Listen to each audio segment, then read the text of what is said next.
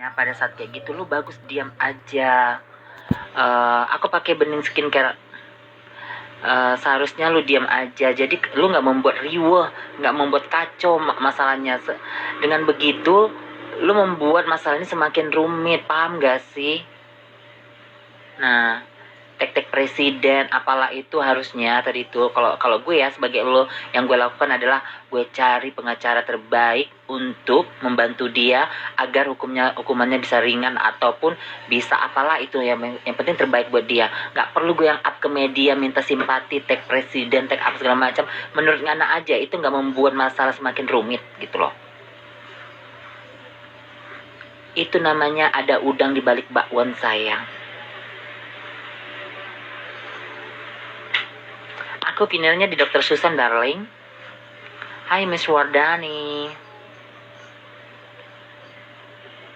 Jadi ceritanya kalau soal arisannya itu adalah mereka menjelek-jelekan si Cici ini. Si Cici ini merasa pembunuhan karakter salah satunya. Nah, si Cici ini bekerja sama mereka. Sudah jelas kok kasusnya ada di selnya, di feednya, pelaporan di Polda semua sudah jelas. Jadi mereka ini ada bentuk kerjasama yang dimana si Cici itu menjualkan produk mereka, perhiasan mereka itu dengan perjanjian kadar 18K, tetapi yang diberikan itu 7K, sehingga banyak yang komplain kliennya seperti itu. Jadi si Cici ini merasa dirugikan. Bukan merekanya beretikat baik, marah menjelek-jelekan tentang perhiasan si Cici ini dan juga arisan si Cici ini, makanya dia marah begitu ya. Kalau kalian pengen lebih tahu detail lagi, tanyakan langsung ke Instagramnya, nanti aku akan tag Instagramnya gitu, oke? Nah, begitu darling. Nggak marah, emang logatku apa lo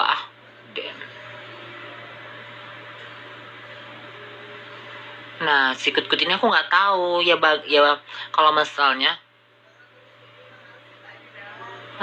mami online apaan, nggak tahu bentuk sasarannya si Om ini ke siapa, ke aku atau ke MMK, gimana. Menurut dia adalah pansos. Gue ini kan satu kerjaan sama lo, di kerjaan yang sama, dan lo harus tahu ya, gue ini lebih duluan daripada lo, berarti gue lebih senior daripada lo, berarti lo harus sungkem sama gue. Di kontrak kerja itu tidak ada yang junior dan junior dan senior, tidak ada bentuk dimana yang junior harus hormat ke senior. Dan yang paling penting itu adalah lo, bukan gaji kita, siapapun itu, gitu ya. Harus jelas. Makanya kalau lo ngebacot itu jangan berasa so cantik. Ngebacot itu pakai otak, dipikirkan dulu. LL diteror apakah? Ya, kemarin itu dia diteror, kayak pas dia mau melakukan operasi di Bangkok itu didatangin ke hotelnya gitu, ditungguin.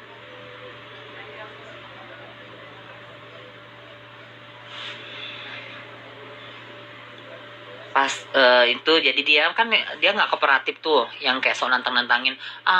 Kalian tahu kan aku masih di sini, mana pakai baju orange, mana mami aja lagi ini. Nah, enak tuh aparatur negara sama dia, dipanggil kononnya, dia datang mana Alfa, dikiranya dia bisa pulang, ternyata ditahan seterusnya, menangis begitu, dari tanggal berapa kemarin, di jam 4 sore gitu. Nah, seperti itu, dia kan menantangin terus. Nah, aparatur negara murka sama cara dia seperti itu, bukannya kooperatif malah nantangin. Nah, sekali dibuat seperti itu, dia merasa terjolimi, merasa teraniaya. Nah, menurut aku terjolimi di mana, teraniaya di mananya, benar tidak? Nah, kalau si Om ini emang nggak punya otak, emang dongo dari dulu, emang dongo.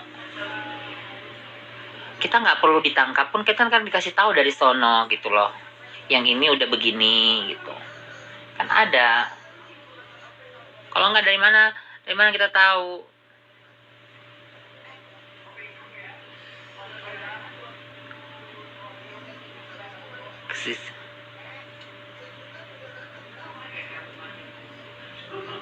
Iya, jadi kalau dibilang kan kemarin itu mereka itu kemarin kan kita diam itu bukan nggak melakukan sesuatu, kan aku bilang kita diam, the day has come. Nah, the day has come itu ya udah, waktunya akan tiba ya seperti ini gitu. Bukan kita diam, kita takut, bukan kita diam, kita nggak melakukan sesuatu.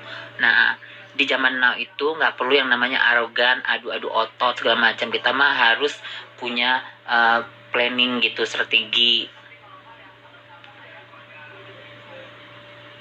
Dia ditangkap kenapa? Pencemaran nama baik dan melakukan fitnah. Paham ya di sini konteksnya.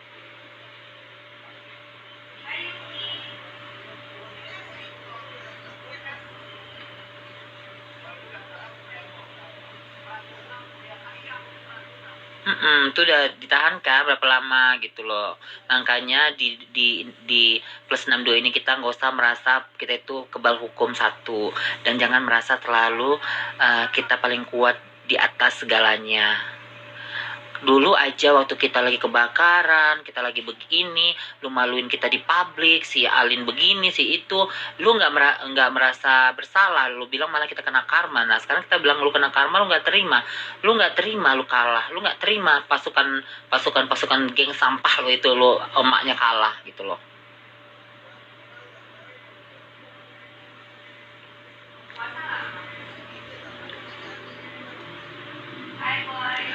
Pasti ada nanti di persidangan.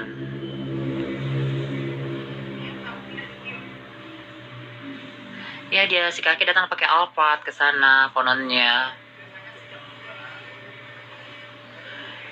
Ya itu kan katanya sekarang lihat kan dia masih mendekam di dalam gitu loh. Masih mendekam cantik di dalam. Tidak ada mediasi dari pihak NM, tidak akan ada mediasi.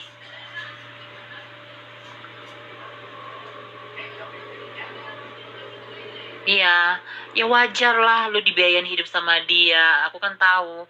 Tentunya, pastinya, ya kamu akan muji-muji dia. Pertanyaannya adalah, kita yang menjadi korban dia, bukan kekerasan fisik ya, hate speech-nya dia, kata-kata kasarnya dia, hinaan dia, terus kearoganan dia, kesejagoan dia.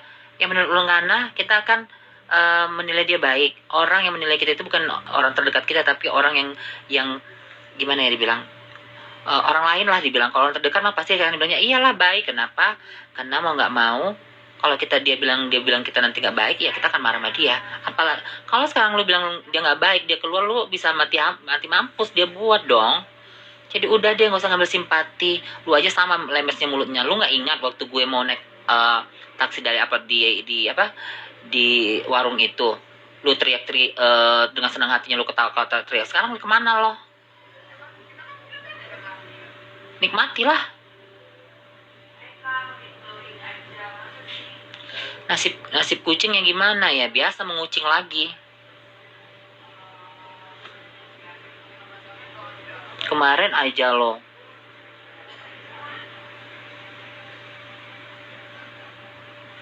dari kalian masih satu geng memang.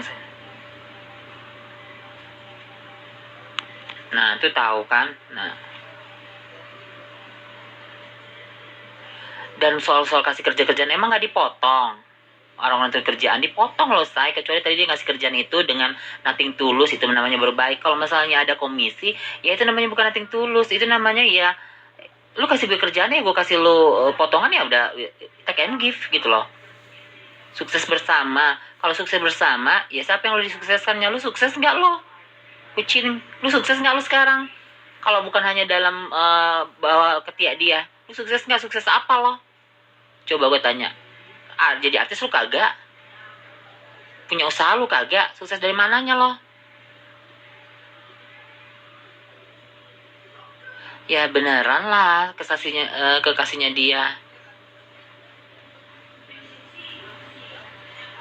Begitu. Nggak boleh, kalau fotonya itu nggak boleh di spill, nanti merasa aparat negara itu diintervensi gitu, dan ada hukumnya kan. Iya, kalau lu bilang sukses, ya gue tanya, lu mapan gak secara ekonomi? Lu mapan gak sekarang?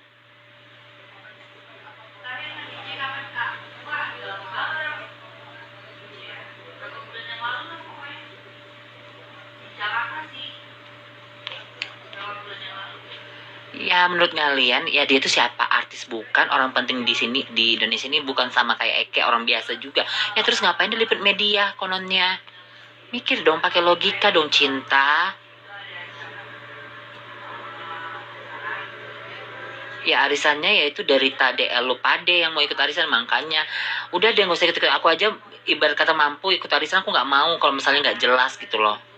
Karena arisan itu sebenarnya kita nggak ada investasi di situ sebenarnya. Itu kayak kita lebih lebih banyak ke banyak linknya kita. Misalnya gini ya, kalau menurut aku arisan itu lebih kayak kita mempunyai banyak link, jadi kayak pertemanan baru.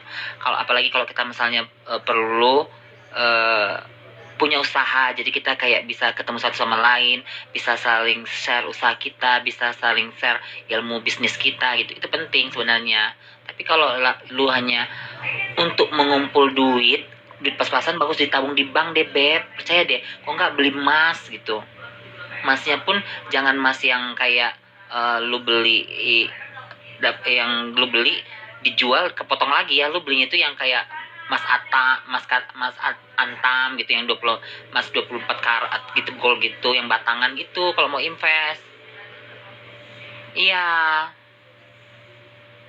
arisan itu bukan investasi, bro, darling. Kalau misalnya arisan itu gini loh, kalau menurut aku arisan itu adalah bentuk dari, misalnya lu kayak pengen perhiasan tapi lu belum bisa beli secara full karena duit lu nggak bisa digunakan untuk beli perhiasan itu, jadi kayak nabung untuk perhiasan itu boleh. Tapi kalau menurut aku dari segi arisan itu, aku lebih melihat kayak circle pertemanan kita lebih besar lagi, banyaknya pengetahuan atau ilmu-ilmu yang kita dapat dari mereka yang kita temui di situ, mau itu soal bisnis, mau itu tentang kehidupan, mau itu tentang status sosial mereka, apapun itu bentuknya gitu. Bukan aku melarang untuk kalian ikut arisan ya, jadi kalau mau ikut arisan itu yang jelas dulu arisannya konteksnya untuk apa, satu, dan kalian harus paham orang-orang yang ikut di dalam arisan itu siapa dulu. Nah, terus memadai nggak kalian untuk ikut arisan itu? Kalau untuk terpaksa jangan baby, aku aja yang mampu, ibarat kata aku nggak pernah lagi mau ikut arisan.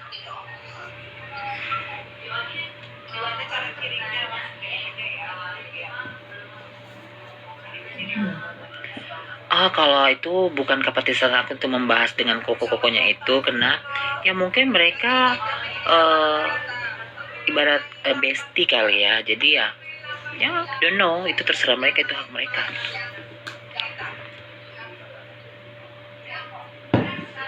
Nah iya, kalau misalnya beli emas-emas yang kayak lo beli berapa gram gitu, terus dikasih harga dalam kertas, itu kamu bukan invest juga. Nanti kalau kamu itu, jadi itu cara jual belinya gini, naik pun emas kamu itu udah tetap harganya segitu, tapi kalau emas antam naik emasnya, harga jual kamu juga naik itu ya. Atau juga kamu tabungan kayak di Penggadean beli simpanan emas, itu akan naik. Tapi kalau misalnya kamu beli gelang 24 gram gitu, 24 gram, dia itu akan ada potongannya juga gitu loh. Dan itu biasanya dijual di toko lain beda potongannya, di toko lain beda potongannya. Kamu kalau mau dapat kayak potongannya kecil, kamu juga harus pergi ke tokonya yang kamu beli pertama gitu. Tapi kalau kamu beli mas antam, mas batangan, mau dimanapun kamu jual, apalagi itu sertifikat internasional, dimanapun kamu jual itu akan tetap naik harganya, dan itu kamu mendapat income.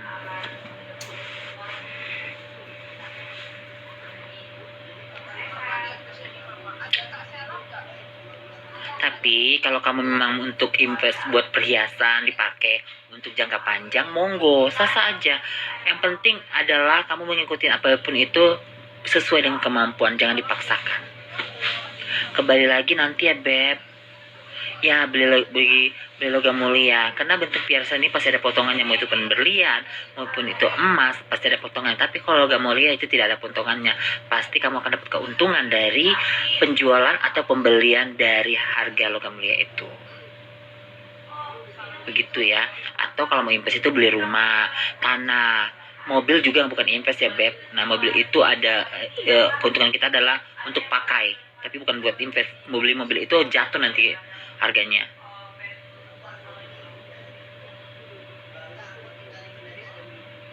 Kalau aku kenapa dibilang kemarin itu lebih mengutamakan apartemen daripada mobil, kenapa? Karena menurut aku apartemen itu bisa suatu saat nanti bisa aku sewakan, dan tahun demi tahun akan naik harganya. Apalagi aku lihat daerah itu daerah yang akan berkembang gitu. Kalau mobil kan makin makin keluar yang baru, makin turun tahunnya ya makin makin lebih murah nanti dijualnya gitu. Jadi nggak bukan invest. Jadi kalau menurut aku masih bisa ada yang adik aku ngantarkan aku pakai mobilnya, kenapa aku harus utamakan yang nggak penting gitu.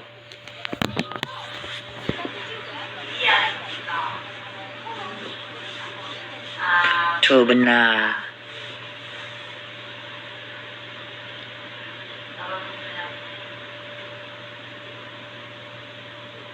Siapa gak ikut campur?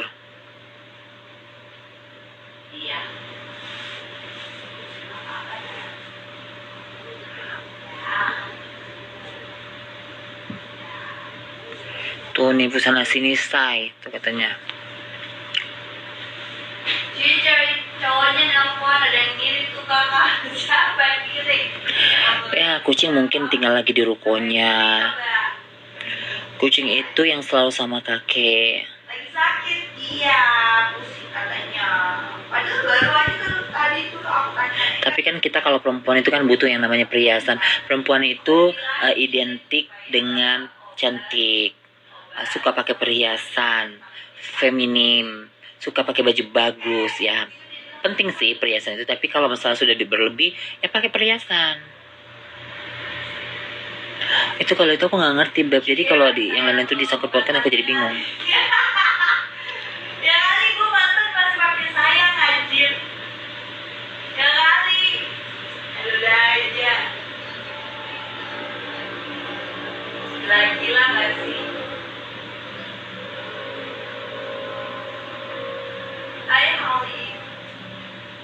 Yang nempel sama mall mana? Kokas gitu mana ada, itu apartemen dia, itu bukan apartemen dia, sewa sayang. Kan aku yang sama dia kemarin itu nyewanya. Gak ada apartemennya baby. Gini secara logikanya, kalau benar-benar itu dia beli, pasti dia salah satunya akan dia tunjukkan AJB-nya. Oke lah, kalau belum bisa keluar AJB-nya, PPJB-nya, pengikat antara jual beli, itu pasti akan tunjukkannya. Apalagi dia akan nunjukkan itu harganya berapa gitu loh. Aduh. Hai DJ, hai. Jadi nikahnya sama siapa kan? Sama siapa dong? Seperti itu, Darla. Cuman aku shock aja sih tadi lihat storynya si Kut gitu, kayak gimana sih, kayak mengejar simpati bahwa seorang mami only itu adalah orang yang baik, begono. Kalau dia orang yang baik sayang, dia tidak akan mencederai orang yang sudah memberi pekerjaan dan memberikan dia makan, Darla. Jadi tolong deh kamu jangan mensupport orang yang jahat. Tentunya kamu juga dulu merasakan diberlakukan kekerasan terhadap dirimu sendiri. Udah deh.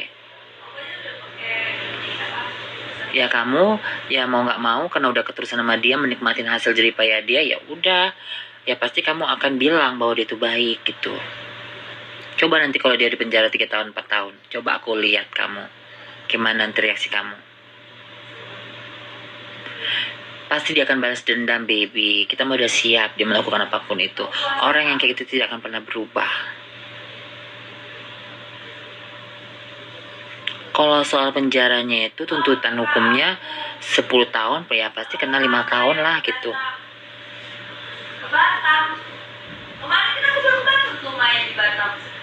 Begitu. Gila, gokil kali ya. Iya, apa bedanya? Gila sama gokil sama aja. Kalau lagi di jalan pernah sama Mario dan Tio enggak? Seperti itu. Mario siapa?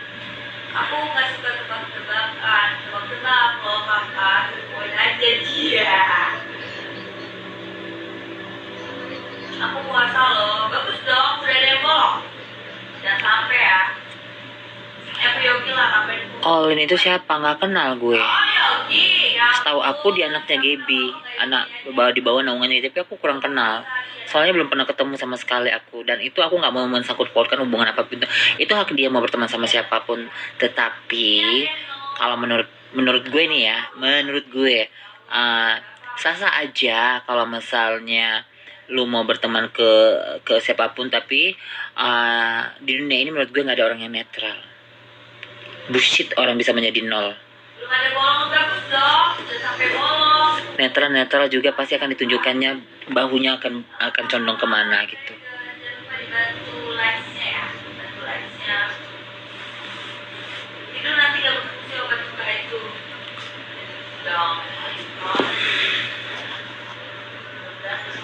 Gak mungkin. Jadi kalau dia lari, dia akan juga membahayakan dirinya.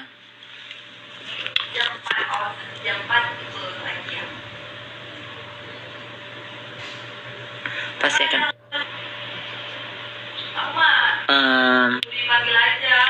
Jadi gini, aku pengen jelaskan lagi katanya bebas itu. Bebas itu tidak akan pernah ada, tapi kalau misalnya penangguhan penahanan ada, itu penangguhan penahanan itu ada namanya bayar jaminan. Dengar ya, bayar jaminan dan juga ada penjaminnya. Dan itu harus disetujui oleh penyidik dan itu namanya keluar bersyarat atau sama sekali dengan tahanan luar. Dan itu dia harus wajib lapor, tidak boleh keluar rumah semau dia, tidak boleh keluar kota. Itu penting di harus ketahui. Jadi kalau bebas itu tidak ada, ya. Jadi harus jelas di sini edukasinya. Nah, nanti pun kalau tahanan luar itu sidangnya akan proses hukumnya akan tetap berjalan sampai ke persidangan. Ketika nanti sudah diketuk palu, dijatuhin hukum sekarang, dia akan dimasukkan ke rutan gitu. Kecuali emang dia dinyatakan tidak bersalah, namanya baru bebas bersih dari tuntutan apapun itu. Nah, baru kalau dia didapati tidak bersalah akan dibebaskan dari semua tuntutan dan namanya akan dibersihkan. Tuh, kalau sekarang dia udah ditahan dan dia jadi tersangka dan dia tuntutannya berat terus dia bebas, itu nggak mungkin. Nanti dia akan dilimpahkan ke kejaksaan kan, nanti baru dilihat di sana.